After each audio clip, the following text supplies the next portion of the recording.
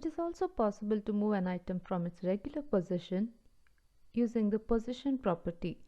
Now this position property can take one of the four values: absolute, fixed, relative, and static. Let us take a look at this position property with the help of an example. So let us take a look at our sample web page, and we'll try to change the position of certain elements. For this demonstration, I'll consider this figure element and try to change its position. As I've already said, position can take one of the four values: absolute, relative, static, and fixed. Now, first I'll select this element and set its position to relative. As you can see, nothing has happened because right now we have just told what kind of position this element is going to take. Now we should actually set the position of the element. In order to set the position, we can set the position as an offset with respect to left, top, right, or bottom.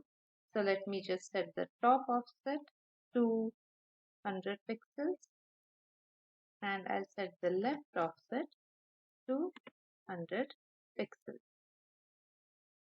So now we can see that with relative positioning, the object has moved from its original position to a particular position. This is its original position. Now, relative to the original position of the object, has moved 100 pixels to the top and 100 pixels to the left. This is relative to its default position. And we can also see that the space was actually initially allocated for the image is still retained in the page.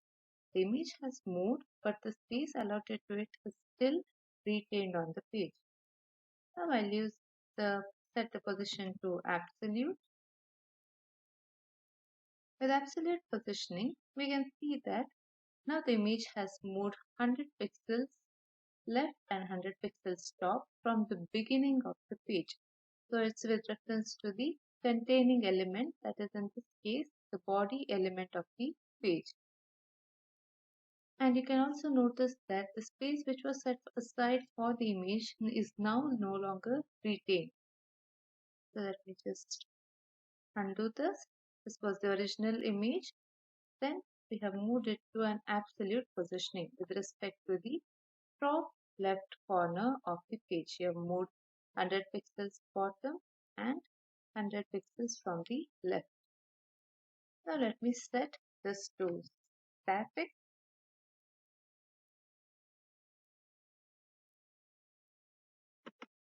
With static positioning, irrespective of what offset you specify, it will remain in its default position. Then we'll change its position to fixed. If you notice, at once you might feel that fixed is same as absolute positioning, but when you scroll the page, you can notice that the image is actually fixed at a particular position on the page. Absolute positioning is with respect to the top left corner of your web page, but fixed positioning is with respect to the window. So it will remain at a fixed position on the browser window, not on the web page, but on the browser window. If I change this to absolute, you can notice that as I scroll the page, the image also scrolls with the page. Whereas if I change this to fixed, it remains where it is, irrespective of whether I scroll the page or not. So this is about the position property using which you can change the normal layout of your elements on the page.